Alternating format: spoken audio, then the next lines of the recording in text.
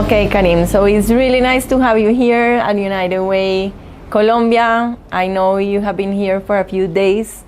Why are you in Colombia? Cristina, thank you for having me on the panel. It's a pleasure to be here. My team's been here for, it's the second time we're here. We've been here for now 10 days for the second time to help one of our startups implement their solution as part of the education system in Colombia. When you say the solution is Magrid, right? Yes. Okay. So Magrid's one of our portfolio companies. We invested in them. From an investment perspective, the benefit of the business is that it was highly scalable.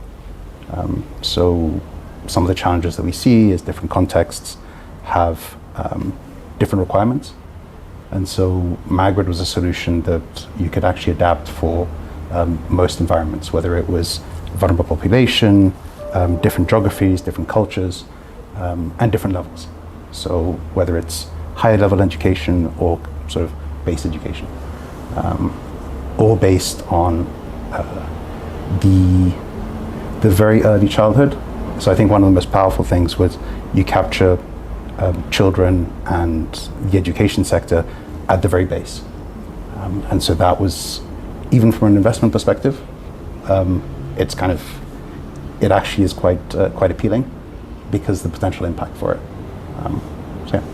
So you're here basically with two hats. One, the investor and representing Quadrian. Yes. Right? And someone who loves and believes in Magrid as an effective solution. Why don't you tell us a little bit what's Magrid? So Magrid is it's the result of the government of Luxembourg initially had looked at a problem which was resolving some of the core issues in childhood education, early childhood education. Their main challenge was the fact that if you take children at that age and they have any sort of any challenges, they then fall behind very quickly. And so the idea was that if you have a sort of a language problem, or if you have a kind of a particular cognitive skill that you need to work on, then you start falling behind, and then that kind of accentuates and accentuates and accentuates. So they funded quite a lot of research, which is really, really interesting. Luxembourg is spending a lot of money on that. And the solution of that, which was a collaboration between, I think, 3 or 4 universities, was Magrid. And the solution is actually quite elegant in the sense that what they did was they removed language as part of the platform and then implemented it across the whole of the Luxembourg system. Okay. So now you have a technology that's adapted to like early childhood, the development, and actually works alongside the curriculum, so it doesn't disrupt anything, which means from a implementation perspective, it's quite easy to do. You're not asking anyone to change anything. You're just saying, look, this platform, what you learn from it, actually grows alongside. So that came out of Luxembourg. It actually came out of the university, so it was a spin-off from the university. And then they took that into the public sector, into the private sector. This was after it was implemented in the whole of Luxembourg.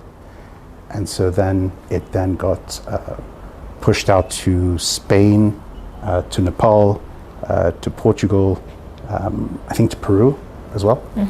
And the different elements, a corporate perspective, to help accelerate digitization, right? Okay. So if you imagine it's a platform that's very robust in its ability to deliver improvement and acceleration of learning. So the founder uses the term learn to learn, right? Okay. And so in Spain, it's supported by corporates who then help digitization of the sector. In Peru, for example, it's implemented for, I think, amongst psychologists. So there you're dealing with cognitive skills. I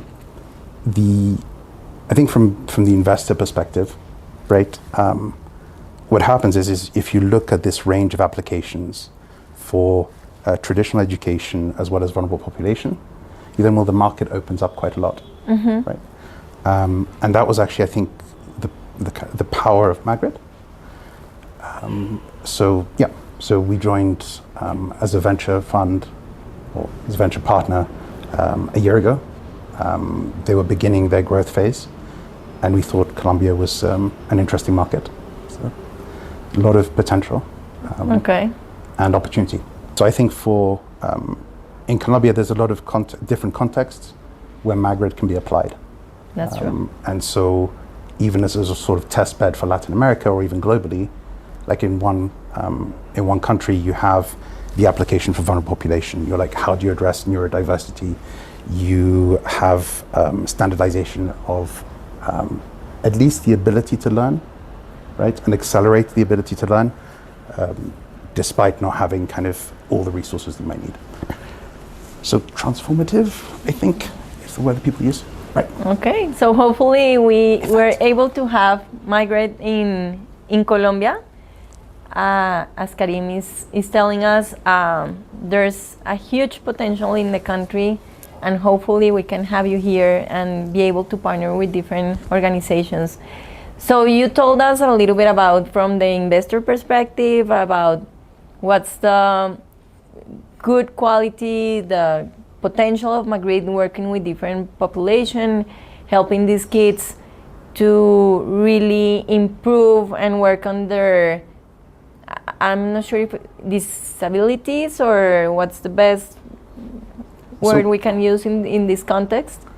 If you imagine, or special learning needs, or so neurodiversity, I think. So you have, and Magrid deals with all of it. Okay. If you remember, Luxembourg developed it not so much as a platform, but as a system, right? And the idea was it's sort of fully inclusive education.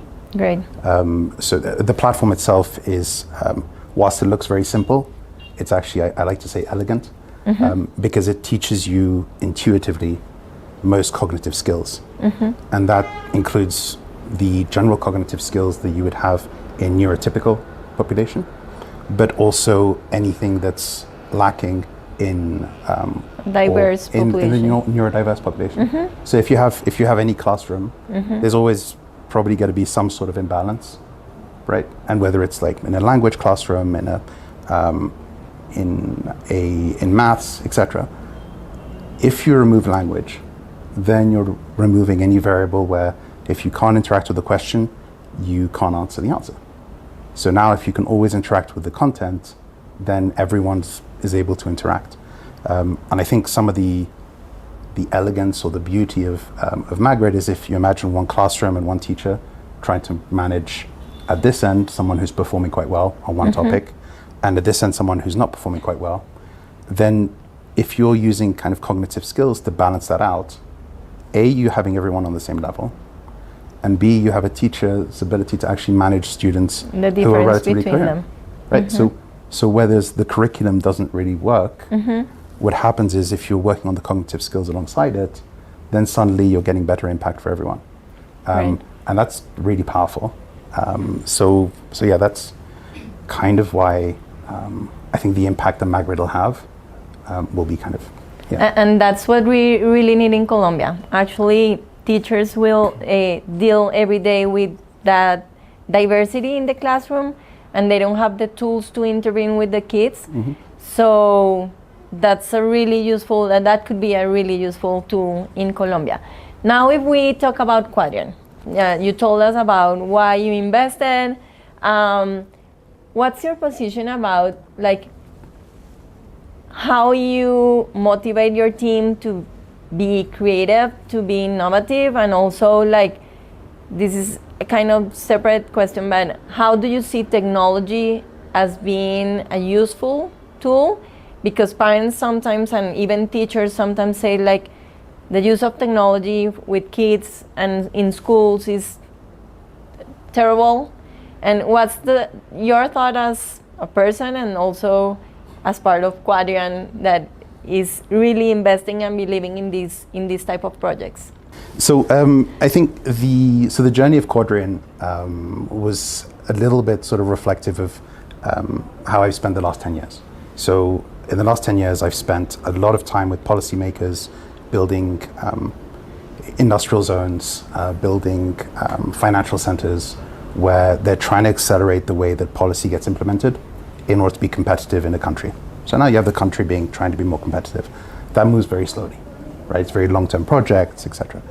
Then I started looking at sort of the investment behind that. So you accelerate capital on an infrastructure level. That's also very slow, right? And sometimes it works, governments change, etc. However, if you go down to another level, what happens is you look at the overall competitive strategy, and whatever sector, I believe this strongly, whatever sector there is innovation out there, you don't need to rebuild it. It exists. Most things you can think about, there are tools there. You don't need to reinvent the wheel.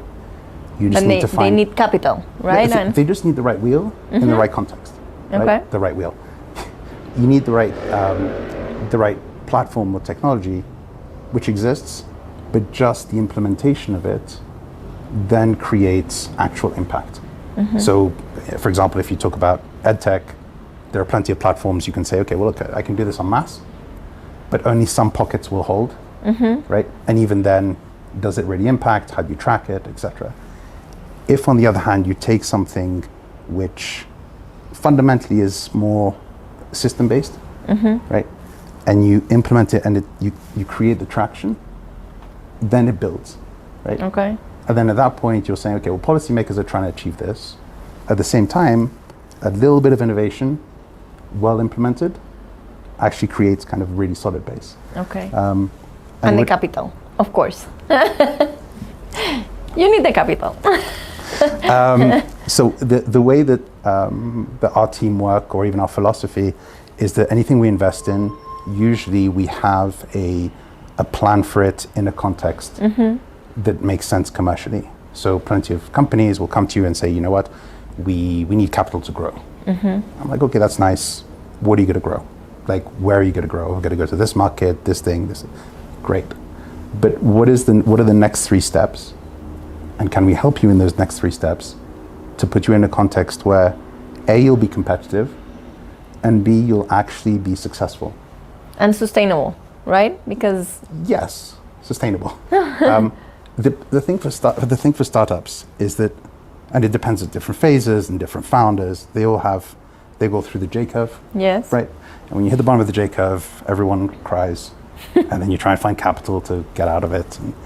But I think the most useful part is a lot of startups sit in a place where, for example, in the UK, you'll meet a startup, they're like, okay, the UK is a huge market. For edtech, huge market. We want to get on the curriculum, we want to do this. So UK startups will focus on the UK market. The UK market is super crowded, right? Everyone's thought about the same stuff, everyone's going after the same capital, and they're all going after the same market, which usually requires passing some policy barrier.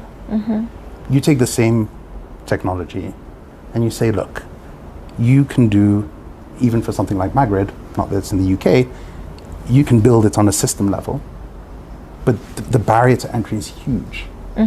So you take it into a different context, suddenly the application is much stronger, the impact is much stronger. That's true. And so therefore, even the capital requirement is lower in terms of kind of the first 3 steps, right? And then the growth path is easy. And this is what I tell a lot of startups is, look, if I can take you from here where you're trying to reach a market up here, what'll happen is we'll take you through this next 6 to 9 months. You will get what investors like, which is serious market traction, right? So a serious growth path. And then you can basically say, well, look, I've proved myself in the market. This is my scalability. And then you go to an investor and say, hey, my pipeline's like this.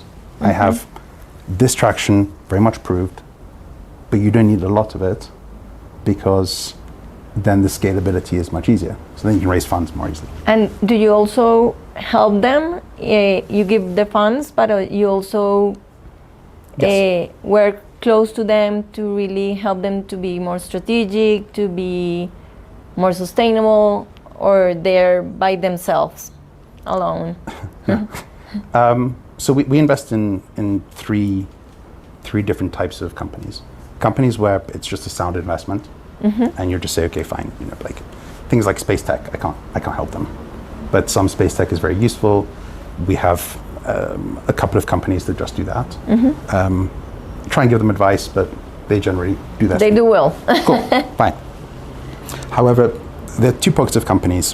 One where we seed them because we know the next growth phase is relatively well implanted, and we're like, okay, now you're here, we're going to give you a certain amount of capital, you're going to reach this stage, and at this stage we can help you grow.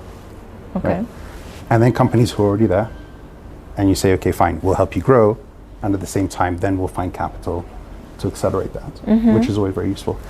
And in those two stages, the most important part is to find the right context. I use the word implementation a lot, but again, for EdTech specifically, Magrid, you've seen how it applies. If you talk about sustainability, like, okay, well, I have a waste management solution. It's great. I'm waiting for policy to change. Great. However, can I go do it in a special economic zone, industrial park? Small decision making, quick implementation, proof of concept, and then you scale. You just have to find the right context. Okay. And why you think Colombia could be a good context to implement Magrid? Actually, I think Colombia is a very good place to implement a lot of things. So there's a very nice mix of high-level decision-making, so initiative. There is a range of needs, so you can say, okay, even in education, you have private education, which is super well-funded, and so I can look at that model. And then you have, which is really powerful, strong regional decision-making. So if I go to global level, maybe not.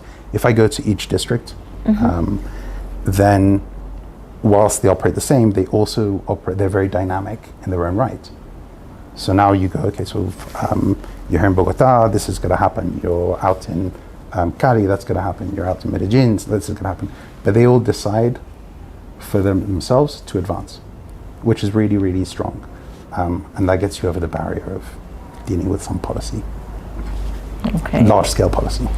Okay, so hopefully we have Magrid here. Okay, what advice will you give to someone aspiring to make significant impact in tech industry? What do we need to look when we really do the due diligence of that opportunity? What's the main thing that you value about a tech solution? About tech solution? And you have many in Magrid, right? In Quadrian, right? Yeah. So we've got not only for education, but for other industries. So yes. So we've got one in supply chain, 3D printing. We have one which is a sustainability solution which calculates carbon footprints for different users. The way it operates is it links to your bank account and then calculates your transactions. Okay. And then it goes to whoever that transaction is. For example, if it's a supermarket, if it's a taxi, if it's an Uber, calculates the average footprint of Uber, gives you a footprint, then calculates for your particular footprint. And so suddenly you have kind of this mass scalability. If you're going to do a business and you align it with, call it sustainability or like education for a population, then you're aligning with what the world's trying to do instead of going against the current, right? And I think we spend a lot of time at Quadrian. My business partner is very, very good in government strategies. He is also very good in saying, okay, well, how does a government become competitive? So if you imagine the government of Luxembourg was like, okay, well, something that we can do really well is education. So they focus on education. And so you take something like Magrid, it's not just industry competitive, but it's competitive on a nation basis. Okay. And that's really powerful.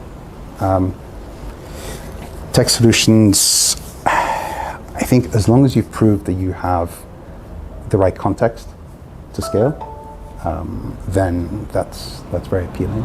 And how do you manage like the need of having evidence based when you evaluate the solutions? Like Magrid, as you told us, had 4 universities working in impact and evaluation, but in Quadrian, how much do you value that? And our philosophy is very much this, is if we can take a company where we know that at least we can find the right context, and this is just a very much like a commercialized context, like, okay, well, if I can take you here, and that's really going to solve a problem, then it's investable for me. Okay. It's not usually, I mean, you can either take it from an investor perspective or kind of a venture perspective, but being able to do that journey is actually really useful, because you see from an investment perspective, this is what the company needs. But actually if you can support the commercial side, then you kind of, you don't hedge your risks, but you ensure kind of better success of the company, at least initial phases. And my team might get upset, but we don't look for unicorns generally. Some of them, I hope, will do very well. We look at companies which are really going to, when implemented, are going to create an impact, and business impact as well as kind of social impact. Yeah. Educational. I got told off at a conference once going, if it makes business sense, it'll actually provide a better impact than if it's just impact-based and not business sense. Because then you lose half of the capital. Just decides, okay, well, I'm going to go after business stuff, and we're going to go after impact stuff. Something on your website that I love that. I didn't write that. Visionary ideas, like Quadrian supports visionary ideas into success stories. Yes. And if you take Magrid as a success story, how can you describe it very shortly? Like, this is the reason why it is success, a successful solution. And you have talked about context, you have talked about scalable opportunity, being able to be adapted to different contexts. I'm missing something that you want to reinforce in the idea? The idea is that actually, and it's not quite a pilot. If you imagine visionary ideas, so like the government of Luxembourg decides, we're going to solve a critical problem in education. And so they put a lot of resources to it. And then actually when it gets implemented, you see that on a system basis, there's a solution. Yeah, it's a solution, but it's not a solution just to solve like one problem. It integrates, if you imagine Magrid, it kind of does neurodiverse population. Big problem, solved, right? You do vulnerable population, solved. You have improvement of education alongside a curriculum, solved. So now it actually has like multiple footholds, and so it's very robust. And so if you imagine that, you take into any ecosystem and you put it, then there's a lot of applications as long as you can get it into an ecosystem. Now, the differentiator for us is essentially, in order to create a success story, start on a small ecosystem, implement, create change, create a model, and then you go after capital. We were discussing before. You have to pick your context very well. Spend time, spend money on picking the right context, and then basically anyone who follows will have be reassured, whether it's an investor, whether it's a partner, whether it's a policymaker, whether it's a ministry. Any decision maker will say, okay, well, I see it operate here, and I can take maybe this risk. Okay, fine. So I'll do it slightly bigger. It's like it just takes time. Okay. And capital. So this is Karim. Thank you for sharing your experience, your passion. Thank you for being here with us, and hopefully we have Magrid in Colombia. I hope so. Thank you. Cristina.